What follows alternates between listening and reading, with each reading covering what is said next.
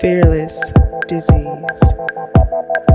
Before he gets into it, I already know the weed smoker is going to be a little bit upset. Fearless Disease fam, today we expose the truth they hate to hear. Like right now, if you are ready, Trump signs an executive order easing restrictions on marijuana. Marijuana users going to be upset. Are they going to be happy? I know it's going to be a little bit up and down. Went from a class 1 all the way up to a class 3. I want them to really break down this because I'm intrigued about it as well. We're going to learn together on how the potheads are going to be affected by these restrictions. Let's see. Yeah, so we refer to it as a schedule. And these are controlled substances, and there's 5 schedules, Schedule 1 through Schedule 5. And what President Trump and others were sort of referring to is the fact that for a long time now, cannabis has been considered a Schedule 1 substance. And I don't know if we have this, we can put it up on the screen. It has very specific language there in terms of what that means. One of the headlines is that it has no accepted medical use. Okay, so that's what a Schedule 1 is. It also has high potential for abuse. And to give context, heroin is a Schedule 1 substance, LSD, ecstasy.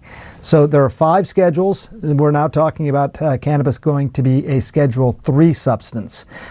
First thing you'll notice if you look at Schedule 3 is it no longer says this language about not having any accepted medical use. It says it does have moderate potential for physical dependence. But again, the context, ketamine, anabolic steroids, testosterone. Those are examples of Schedule 3 substances. So this is not making cannabis a legal substance in the sense that you can just get it over the counter or gas station or something like this.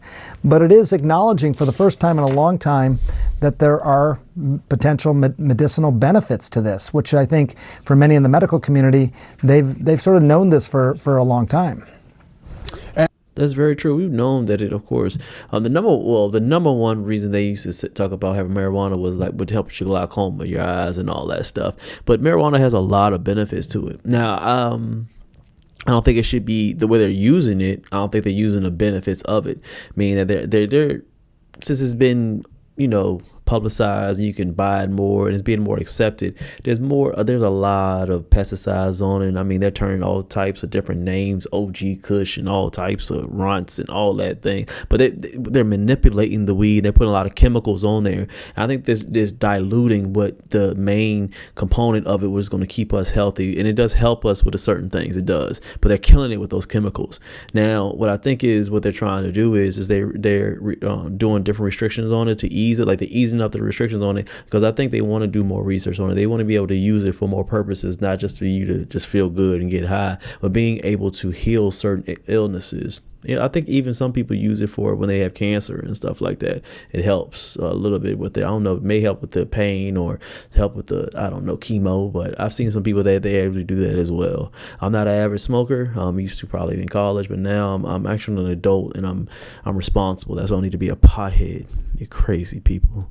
And what does this mean for research and for access to not only marijuana, but also CBD? Yeah, so it's interesting.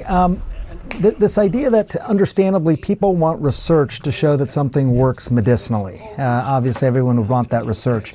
But keep in mind, again, if you classify something as a Schedule 1 substance, you're already preordaining that it doesn't have any medicinal benefit.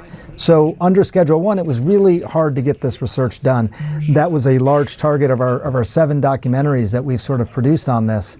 Now as a Schedule 3 substance, that preordained no medicinal benefit is no longer there. And I think it opens up a lot of research funding. You also heard from Dr. Oz there talking about the fact that at the Innovation Center for CMS, Center for Medicaid Services, they're going to start doing trials and targeting people over the age of 65 as well, providing cannabis, providing CBD specifically for different conditions, including chronic pain and sleep and things like that. So not only will it be easier to collect data, it sounds like from this announcement today, they're going to start doing that at the federal level. Again, we've seen this for some time. I used to profiled a little girl named Charlotte Figge in one of our documentaries. She had intractable seizures. She had tried everything. She was having hundreds of seizures a week, went on CBD and was able to diminish those seizures significantly. And she was emblematic of so many other children out there. So again, anecdotally, we've known for some time, but now they want to collect the data. Let's go. That makes a lot of sense. I mean, he said seizures. Hey, salute to the doctor finding that out, and congrats to the young lady that reduced her seizures. That's amazing. So if they had that type of research, I can see why the president has turned this from a 1 to a 3, so he can be able to do more research and be able to help people. We know this for a long time. People have made jokes about it. People that smoke weed, they feel like they think a certain way, they feel a certain way, they feel healthier, all the other benefits. But I think they're really showing that that there is a lot of benefits to marijuana. It's proven now with data and statistics. So I love it. I love it. Let's do a little bit more and see what they have to say. Back to the issue at hand of this executive order and bring in our Sanjay Gupta, who has covered cannabis so extensively. What stood out to you in this announcement? How is this going to change things? What is it not going to change? Well, it's not making cannabis legal. I think that was one of the big points that was made over and over again. It is still a controlled substance, and the discussion was really around medicinal use of cannabis, not recreational use.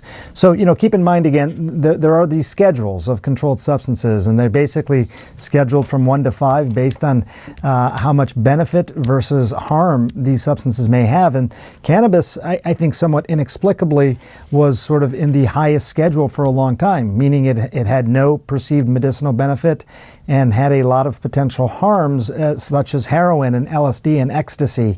And I think, a lot of people, many of the doctors in the Oval Office there, many of whom I've interviewed over the years for these documentaries, they have been making this point that it's very hard to collect the data showing the medicinal benefit if you've already classified it as a Schedule 1. So classifying it as a Schedule 3 sort of changes the optics of it, if you will. And I think the other big thing that stood out to me was this idea that at a federal level, at the Innovation Center at CMS, Dr. Oz talked about this, they're going to start doing these trials, and they're specifically going to do it in people over the age of 65. They're going to look at conditions like pain and sleep, and they're going to collect data. So, people over the age of 65, I think they said they will have the ability in these trials to have up to $500 worth of CBD provided to them to be part of these trials to see how well this works and compare it to other things that are already out there. So, it's a significant step on the accelerator with regard to cannabis. I think a lot of people have been waiting a long time for something like this. Howard Kessler, who President Trump referred to a couple of times, someone that I talk to pretty regularly about this on background for our documentaries. But they were saying, look, this is something that's going to likely happen. We thought it might still be months, if not years, and all of a sudden it happened this afternoon. I love it. Actually, this is going to be good. Biggest thing to point out, he said that this is not for medicinal uses. This is for more research. This is for people that actually will have a card and actually would need it because they're treating some type of illness. Once the research is being pushed out more and they're seeing it can help different illnesses. So this is not for the potheads. I think they could just, buy 7-Eleven, get off and buy a weed at 7-Eleven and chill and relax and all that stuff. No, this is for research and be able to help people and help them become healthier, not just get a buzz and be high all the time, which I like. This is going to be able to help with health. I'm big on health. This is going to be helping with health, whether CBD, marijuana, all that stuff is going to be able to help people live long so they can be able to prosper and be able to live a happy and fulfilling life. I'm all for it. So I'm happy that Mr. Donald J. Trump signed his order. Appreciate you, big dog. You've been doing a lot of things over the years that you've been president, and I appreciate you here over at Fearless Disease. Smash that like, tap the next video up here on the screen, subscribe, and hit that bell. CashApp, Fearless Disease is always in the description if you are rocking with the movement. See you on the next one. Stay rich and stay fearless.